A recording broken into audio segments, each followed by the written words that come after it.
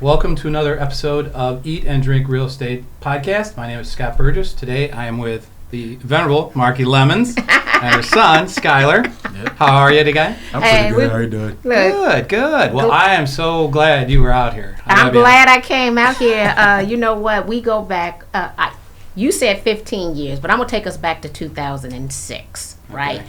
So that means 18 years, and it was foreclosures and short sales. Oh, gosh. It was about education, right? Always been about education. And we had the most lit educational events with after parties. Oh, yeah. I know you're smiling. That was us. That was us. So we started way back when you were doing a lot of the classes for CAR. This was all education driven. And, hey, Scott, come down. I got 35 students in the class today. Bring an attorney, bring some lunch. And you've really evolved to kind of maybe, is it fair to say, on the other end of the spectrum where it's really not educational CE content, it's more professional development. It's 100% professional development. And here it is, I have a love-hate relationship with state licensing bodies. When you think about continuing education, it is not intended to teach you how to be a better practitioner. Okay. It is a state mandate, and they go over the same content, essentially, that you went through in pre-license. The problem for me is that the pre-license course does not teach real estate professionals how to do their job. It doesn't teach them about entrepreneurship. It doesn't teach them about sales and marketing. And we as licensees need additional skill sets today, especially in the technology arena. And so I teach professional development. If a real estate agent wants to earn more money, then they need to come see me. And how are we going to do that? Lead generation. Yep. And so we'll get into some of the specifics there. Yep. Skyler, how did the world, I mean, obviously there's an obvious link. How did you get tied into real estate? What kind of made it where, yep, that's my path? Well, I grew up in the business, obviously. And when I went to college, I didn't really want to immediately jump into real estate because at that time I thought I didn't know how people could live and not have a consistent paycheck. But once I started working in the business world as a business consultant, I started seeing like some of the contracts that they were selling and like the work that was being sold to the client. Mm-hmm. And I realized that they were selling it for like, these were like $3 million projects that we were working on. But we were only making like $40 an hour. And so I realized that, really to make the kind of money that I wanted to make, I would need to be in an ownership role.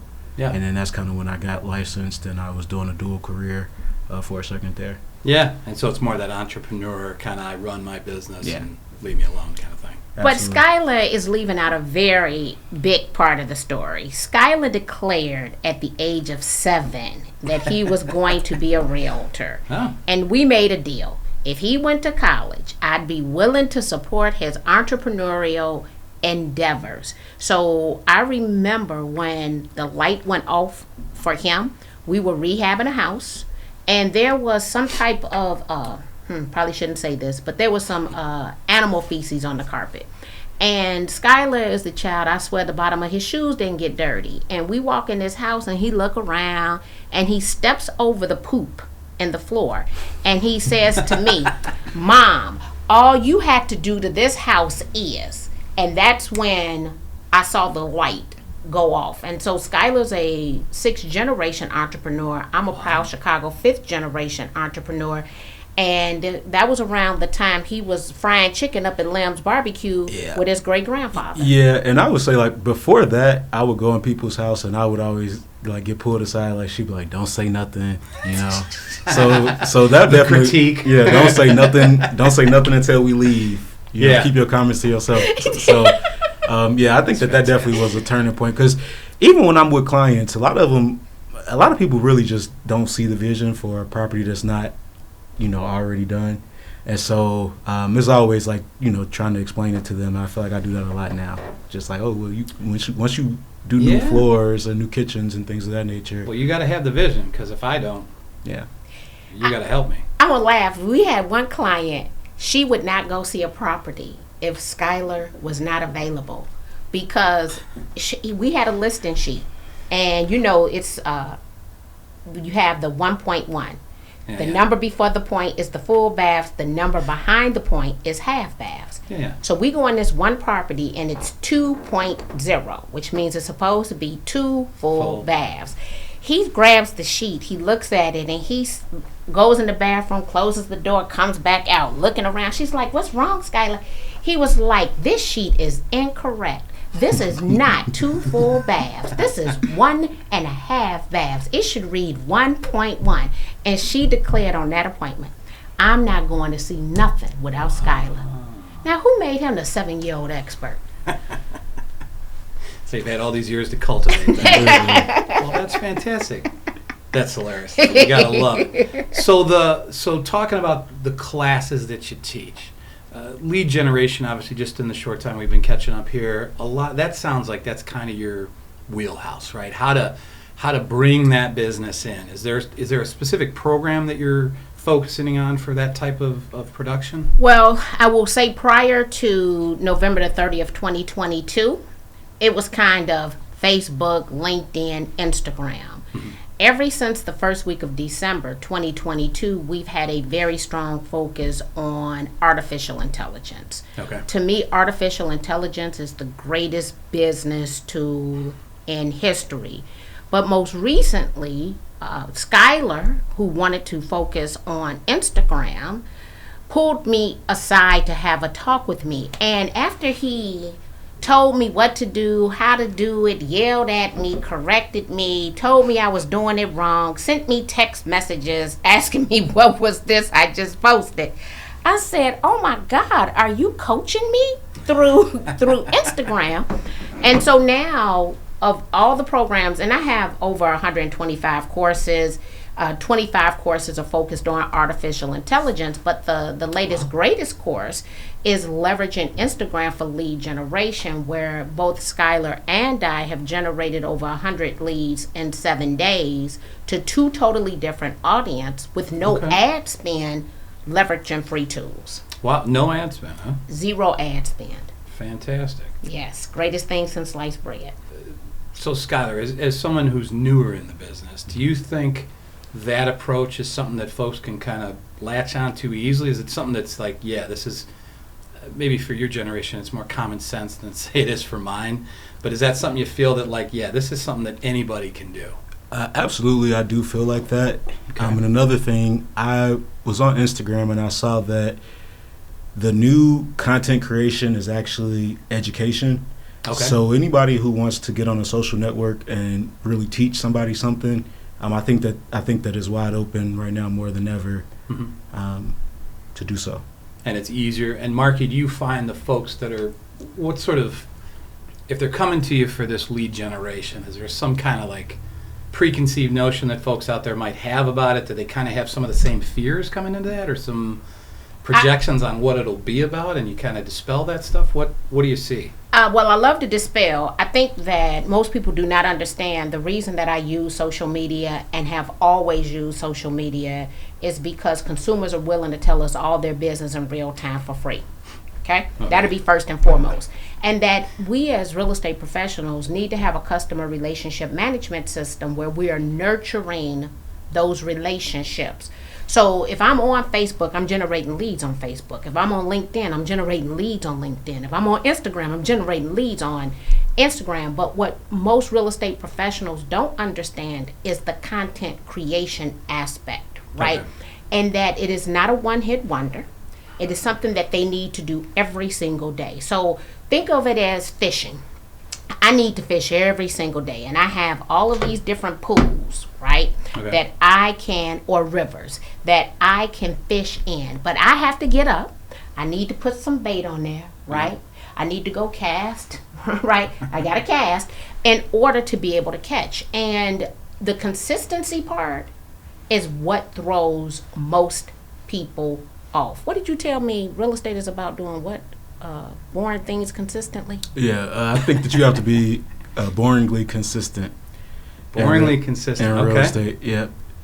Yeah, no one likes, like, lead generation is not glamorous, right? But it is that consistent thing that we must do. And sure. Everybody would agree that, yeah, I got to do that, but like, all right, get me through it. But they don't do it. Right. And today, unlike when we met, right?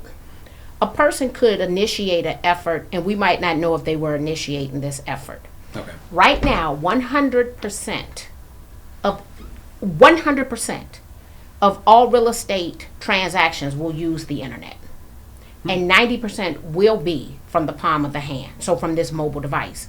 When people tell me what don't work, the first thing I ask them, pull out your mobile device. I want to see what you're doing that does not work.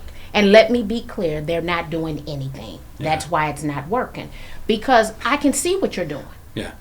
It's in the palm of my hand. And as long as I have this device and it's charged and I have internet access, I can dispel every single myth. You're not doing anything. Sure. And your latest, greatest video shoot, fashion shoot, if you're not providing content, it's not content. If it's how good you look and you being a boss, how does that help anybody? How's it help do me anything, get a house? right? I mean, it's the most annoying thing because I'm a boss. Are you a boss? You have not provided one piece of content that has helped a seller make a decision or get a buyer up off a fence.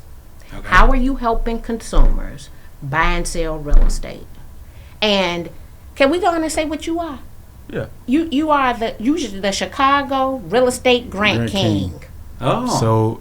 So what I've actually been doing, I've been leveraging this platform called Stand Store, and I decided, okay, I read a book. It was called Book Yourself Solid, and basically what I got from that book was that if you are in a service-based business, you need to give away as much information as possible to basically become the primary point of contact or the expert, if you will. So I came up with a list of over 30 down payment assistance programs for Illinois home buyers, and then I had over 100 people download that within 7 days.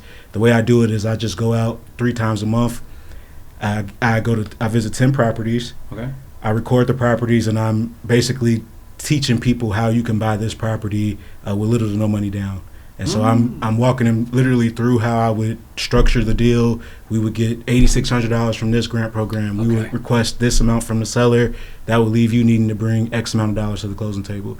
If you are interested in doing something like this in the Chicagoland area, visit the link in my bio and get instant access to over 30 down payment assistance programs. Wow. So that I was actually just checking.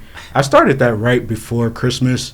And then I was really consistent that week. And then, social media, I will say, when you are still, I guess, in the field, it's kind of hard to be as consistent with it because it's like I've got these clients and now I need to actually service them.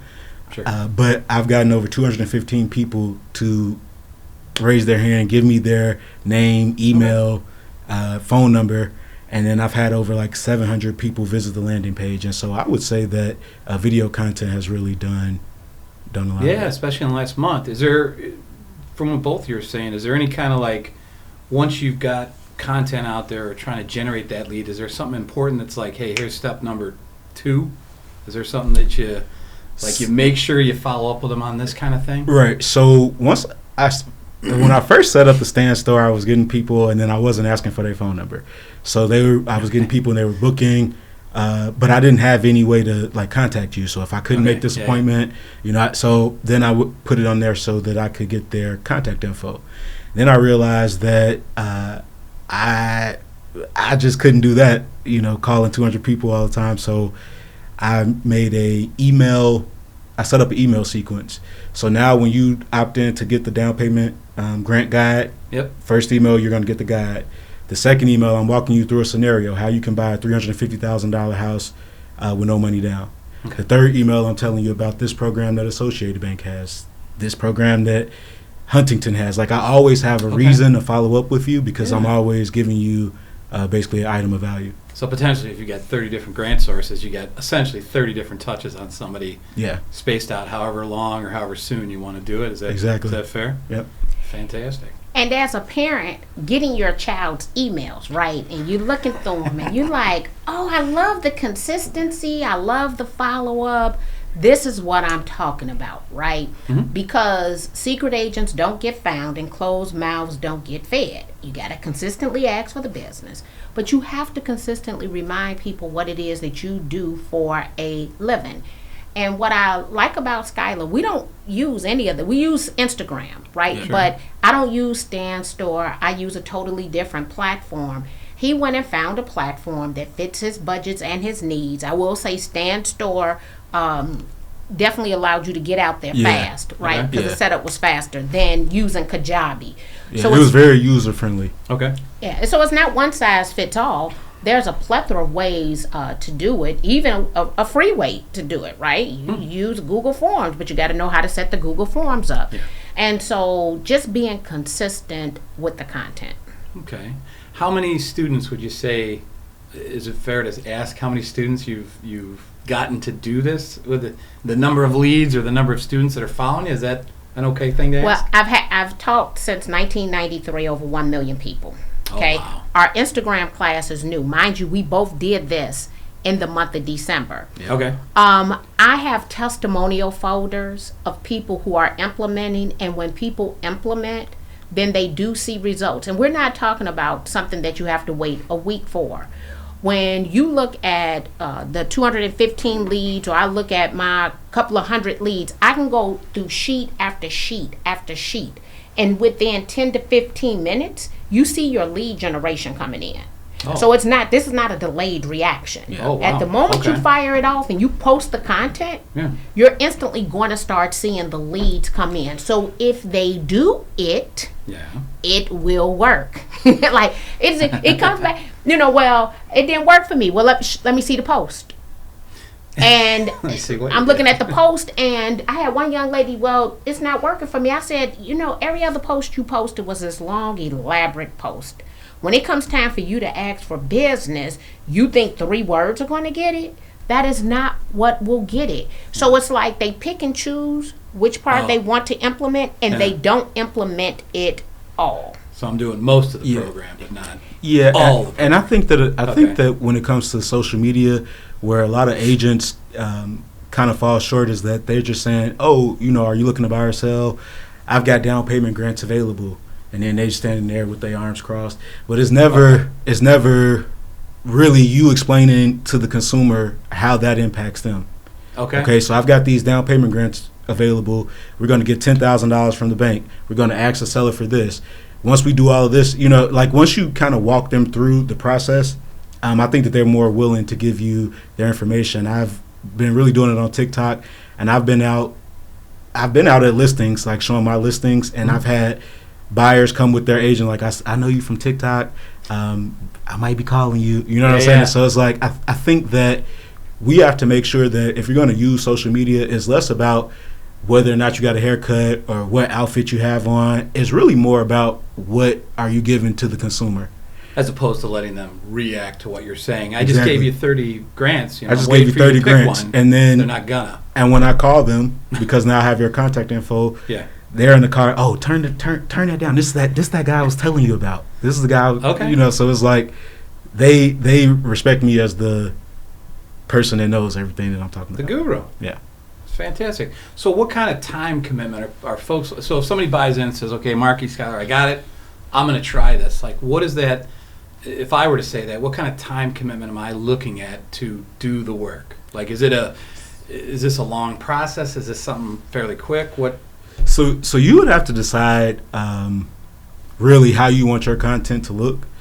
So you have some content creators who they make a lot of B-roll footage. Yeah. So it's just, them walking down the street, you see their shoes walking, or they set the camera up right here and they're typing on the computer, and then they're leading you. They're saying comment, but they're saying read the caption, and then they're giving you all the information in the caption. Yeah. So you could be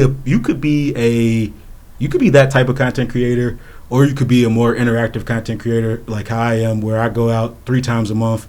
I see 10 houses every time I go out, and then that way I have a house every single day that I can post on the internet and be consistent. Okay, the 3 times 10. Yeah. Okay. I have a different philosophy, right?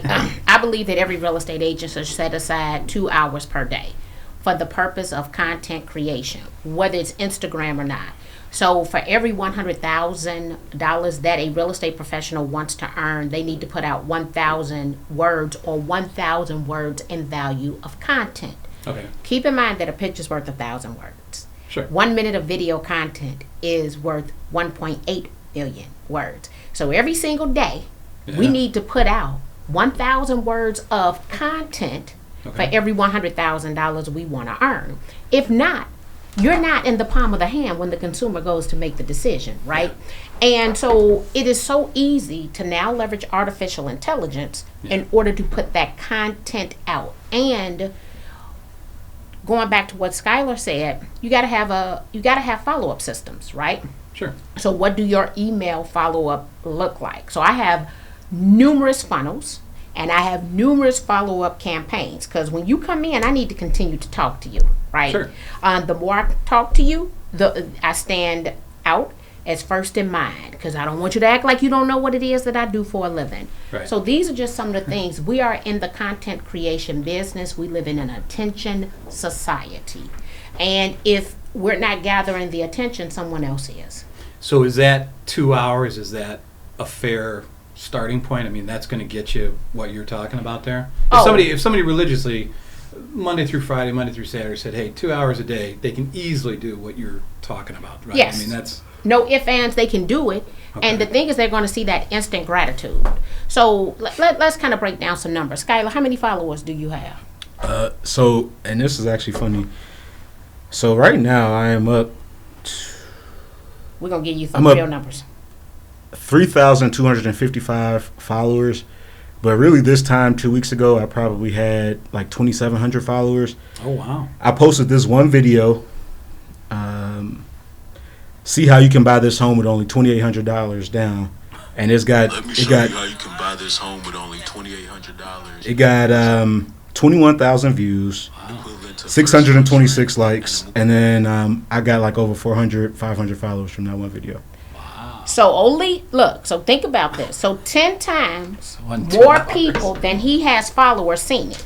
And that's not his most popular video. His most popular video was seen by 66,000 people. And at that time, he only had 2,700 views. So it's not the people who are following you. This is falling out into the feed. But here's what's interesting about these numbers, right? So we get the 66,500. 716 people shared that video.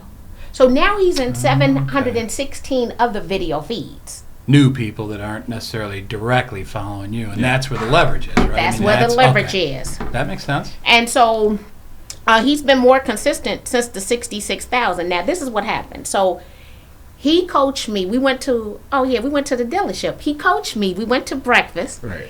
By that night, I had put out my first video. So I could tell he was frustrated, because he's like, she done took her butt home. She gonna take all my advice and throw the video out there, right? But I think it lit fire up under him, because he was annoyed, right? He's like, I just told her the tools to use. She went and signed up for the tools, figured it out, and put the video out there. Yeah. Right? And so then he was like, oh yeah, no. I'm not gonna let the old lady do this.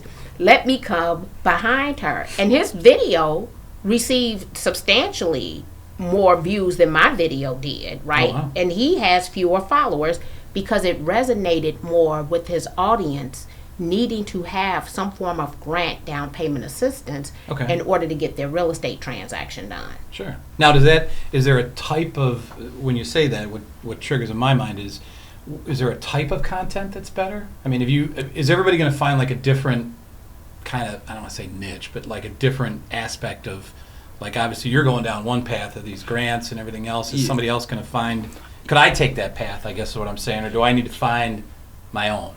Yeah, so I do think that there's room in any niche in real estate for multiple people to be there. So somebody could see this and then decide that they want to specialize with down payment grants as well. Sure. I think that there isn't a right size fit all when it comes to content. Okay. I think that some people prefer to read, so they would like more of that B-roll style content. Some people really prefer to sit there and be, talked to, and so they would prefer a longer video. And I think that just kind of knowing and playing with both of them and seeing what your audience likes and giving them more of that is just. So there's no way to tell if the video, like you said, where you had maybe a camera set up and you see somebody typing and that kind of B-roll, like you said, is there any way to tell, like, if that's more like it may be more effective for you versus Yeah, there is going to be a way to tell. When you look at the creator analytics on the back end of Instagram, you'll know like based off of how many people shared or how many followers you gained off of a video. And so you're showing people, hey, here's what you need to look at to figure out, yeah, that worked or that didn't. Yeah, so I think that on the back end, I'm looking at the analytics to say, okay, people really like this style video versus this style video. Okay, and that's more subjective to say you delivering it as opposed to me. Yeah. Watching it, I guess. Maybe. Yeah. Is that the easiest way to say it? Yeah. Okay. And I'm going back, taking a look at some of the videos. For me, shorter videos work better. Yeah, I mean, I think that's kind of what people hear is, you got maybe a minute and a half tops on these clips or whatever you want to do. I think that's kind of is that a fair, I mean, if you're trying to post something that's like 12 minutes long, like I'm not watching that. Like even shorter than that, though, I read somewhere where you really have like 10 words in 2 seconds to capture somebody's attention. Okay. So a lot of 7-second videos on Instagram will get it done. Really? Yeah, 7-second video with a caption that they can read. But again, the important part is not necessarily, or half the battle is getting the content out there, but it's having that follow up. Yeah. We used to always, long time ago, I mean, one of the things I always say, the hardest part about doing the plan is doing the plan. Yeah. Right? So you got to have the plan in the first place, which is a major accomplishment, but then enacting that. Yeah. Like you said, hey, show me the post. And like, you didn't really, we talked about doing it one way and then you kind of sort of did it, right? Like, you probably get a lot of that. Is that fair? Well, execution is everything, right? Okay. And then it's, besides executing, is to continue to execute. Okay. So when I think about most of my, I would call it popularity, it's based on my ability to be consistent. I am more consistent than my competitors, right? Okay. Just the fact that I'm here 25 years later, right? Yeah. The fact of I didn't create a course, I continue to create courses. The Multiple fact that, courses. right. So everything with me is consistency. Just continue to do the thing that you've done the research on that works. And I can post a video. I've only taken down one video because it wasn't doing well. Within 24 hours, I knew it wasn't doing well. But here's what's funny. It didn't do well on Instagram, but it did very well over on YouTube Shorts. Yeah. Really? Yeah, What do you think was the... Oh, definitely the platform dictates the popularity of the content. Okay. And so it might be popular on YouTube, but that might not be popular per se over on Instagram, and it might not be popular on, and I don't use TikTok because I'm very much driven by my audience. Yeah. But I am driven a lot by Facebook, right? And so some things aren't going to resonate in one location, but they might resonate in another location. Can you identify that for folks to tell them, hey, here's what generally works on, say, TikTok, or here's generally works on YouTube? So if somebody comes to you and says, hey, Marki or Skyler, I'm more leaning towards YouTube. Can you kind of already, not pigeonhole them, but like, here's the path that you probably should be on? Is that a fair... Does that make sense? Let me say that shorts are popular on Instagram, but what I've noticed is that the Instagram content that's very popular is not the most popular on YouTube Shorts. Oh. And for a monetization standpoint, you'll make substantially more money if you take the time and put it into a longer horizontal video versus their vertical video. You can make money on YouTube Shorts, but you don't make as much as you would on the horizontal videos. So every platform has these different rules and regulations. Even some of them are unspoken rules and regulations that will make one form of content perform over another form. So you kind of figure something out. It's not really in the algorithm or however people say it. Exactly. You're just like, you figured it out. Yes. Is there any, so in talking about being consistent and all that stuff, is there something that's a big advantage to like, hey, do this on a continual basis? Once somebody gets the idea from you and they understand, they grasp what we're trying to do, is there any kind of advice as far as like the next couple steps for somebody, or is it just, hey, be consistent, or is there like specific things you try to help them with when you're talking about the professional development and all that? Well, I would think that with Skyler, staying abreast of the newest grants. Yeah. Okay. So knowing the new grants and then just kind of understanding like these shorter form videos that's what Instagram is pushing right now. Okay. So just like that's something that I just know because I follow people who they claim to be like Instagram growth specialists, Okay. And that's what they tell us. And so just kind of knowing the social media trends, but then also knowing what's going on in the world of like the down payment assistance. So kind of sticking with whatever their niche is or what they're kind of hanging their hat on, make sure that you're continually, like you did, for it's gone from CE stuff that was 100% of it to now it's none of it. Yeah. Fair, right? Yeah. Well, I wouldn't say none of it. I don't jump through. Well, no, I don't jump through hoops and hurdles to get courses approved for continuing education anymore. Like I used to jump through a lot of hoops. I'm not going to do that now because the professional development aspect, I can fight for it. I can show the point. It's a lot of people who teach continuing education, right? Sure, yeah. And they don't have the classes that I have, and they don't have the numbers that I have. They show, hey, these tools work. Like I can show my own personal earnings, which I do in class. That if you do this, this will be the results, right? And it's about visibility. This is a sales and marketing position. People reach out to me every single day to ask me who would I use to sell my house. Okay. And if a real estate agent can't sell themselves, how are you going to sell someone's house?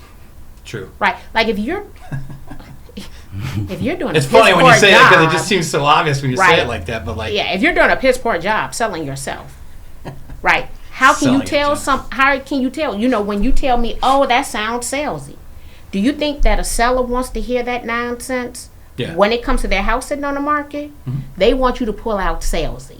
They want you to be the salesiest version of yourself, okay, to get their house sold. And that is our response. This is a sales job. Yes. It's sales agent, right? And then they say, well, I don't want to come across as salesy. That's the job. And the person who does it the best, not the person who gets the most repeat business, but the person who does it the best generally wins the first opportunity to build the relationship. Yeah. And most consumers work with the first agent that they talk to. Really? Yeah. I mean, that's, you think beat them to the punch, but like that's really the name of the game. Yeah. So you want to be the person in the palm of the hand. Yeah. Right? So that's going to be podcasts. That's going to be blog posts. That's going to be YouTube videos. That's going to be YouTube shorts. That's going to be emails. That's going to be text messaging campaigns. That's going to be chat bots, right? That's going to be all of that. But it's going to be right here, packaged real nice. Yeah. Since everyone's going to use the internet in a real estate transaction. Yeah. And I've been preaching this stuff now since 2006. I don't preach it anymore. It's just kind of what it is. I don't argue with people because I had the social proof. It's worked all the time. It's just that now with artificial intelligence, we are empowered with so many tools that ease the amount of work that it takes. And we can automate a lot of redundant tasks, provided that we are at least willing to proof it. Sure. Right? Because I think... you got to read what it spits out. We have the unmitigated gall that we're going to use the tools that save 75% of the time, but then we don't want to proof it. That's a special type of lazy. Yeah. Right? Well, fair. Yeah, that's a special type of lazy. That you won't proof it, but it just saved you 75% of the time to create it. So what changed? Is there some specific event? I mean, when you and I first started working together, it was all CE driven, and I like to say that's what it was back then. But is there like an event that kind of sticks out to you, like where the light came on with, it's got to be social media? Is it just because of the reach, the immediacy, or is there? No, it wasn't an event. It was a book. 2012. Okay. I read the book, The One Thing. Oh, yeah. And when I read the book, The One Thing, it was be like a postage stamp, stick to one thing until you get there. And in 2012, I wasn't happy. My money was funny. My energy was zapped. I didn't have enough time to date my husband. We coming out of the foreclosure crisis. I'm trying to get my bearings on what's going to be next. And so I had to look back and wanted to identify a period of time in life that I earned the most amount of money, but I also had the highest level of happiness. And when I thought about it, it was because I was focused on one thing. And it took me back to like 1998 when I was only in the restaurant business, only focused on growing the sales of one store, right? I was happy, I was making money, everything was great. So I decided then that I was going to focus only on social media education for real estate professionals. And every year it got better. And then we had this thing called COVID. which allowed me to pivot because I understood technology. Okay, Yeah. so COVID was phenomenal to me. Okay, I was able to grow because I'm doing all these webinars. Okay, Yep. so I have a lot of content. And then I'm at home last year minding my business. And I see Gary Vee and Charlene Johnson talk about ChatGPT. I said, ooh, let me go try this. I go try it. I stay up all night with it. And I'm like, this is phenomenal. I've never seen anything like this. And I tell myself within 48 hours, I'm going to be the expert of this. But I already had a technology foundation going back to the social media, and it came natural to me, and that's what I focused on. So now I'm the subject matter expert. I am a chief artificial intelligence officer, fractional chief artificial intelligence officers for real estate associations, banks, and title companies. Okay. And last year we did 106 face-to-face events. We had to turn down 25 opportunities because we were already booked. Wow. And this year we'll do over 100 face-to-face events again. Fantastic. I know, because I've always known you as the CE, and these classes and live, and it's just blossomed into this thing where it seems like you're more out of state now than you are in state. I'm substantially last year. So imagine this: I did a 106 events. We hit 117 cities. I don't know how that happened, and I don't think one of those events were in Chicago. Really? Yeah. So I Not a am single one. not one of Okay. those events were in the city of Chicago. So it is 99% of me traveling, working for state associations, local associations, the Women's Council, and banks, helping loan originators build their realtor relationships Yeah, because they're not nearly as effective today as they were 20 years ago. sure. And I came into the industry as a loan originator. So, yeah, not focused on continuing education. I am still a licensed continuing education instructor. I'm a course provider in multiple states, but it's just not, unless it's an easy, seamless approval process, Yeah. it's not something that I'm going to jump through hurdles for. And then the global work. So I was just in Nova Scotia. I'll be in Argentina in about 6 weeks. And so we're talking about bringing in translators, right? Yeah, that's new. Bringing in translators. And so it's been a very fun ride. Well, you do mention that. I was going to say easy and streamlined are not synonymous with the word Illinois, I don't think. So. No, it's not. It's a little rough. But we're not the only state. I'll let you know that. I'm sure we're on a short list, but what? So kind of tying all this together here. What is there anything? A lot of it is lead generation, and that seems to be a very common place to start. If I'm going to grow a practice, I got to have that. Is there something else that kind of goes in tangent with that, and in tandem with it, as far as you got to do lead generation and follow up? Is there lead generation and something else that you folks have seen as far as trying to be successful as an agent, or is it strictly let's do the social media with the lead generation, and that's gonna get you 90% of the way there, and your hard effort is the other 10? I mean, is it something like that, or is it? I'm going to go 95% is lead generation with follow-up. Oh, wow, okay. It's Yeah, not just you. You need both. Sure. They go together. So if we're looking at content creation, I want them to have a 8-part email follow-up. So one of the debates Skyler and I had when he was developing his guide, his grants, I said, look, this part here, you don't even need that. Give them the grants, right? Take this and break it down into an 8-part email series. You gotta have an email follow-up campaign, right?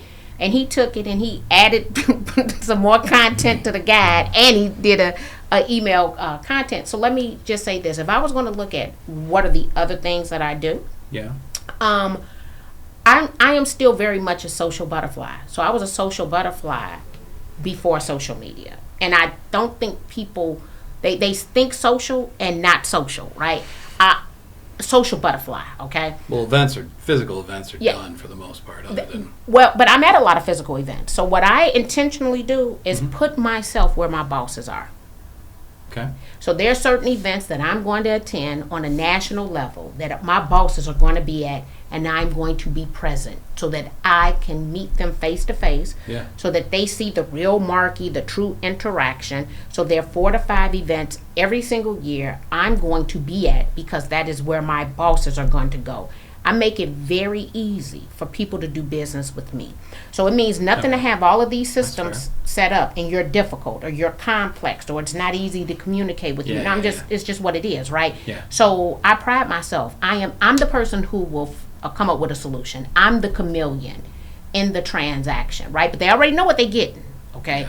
But I'm the one who will be willing to flex. Since people say, "Oh, Marki, you're so agreeable." Well, yeah, we signed a contract. You agreed to all the terms of the contract. Why would I make anything difficult for you? Yeah.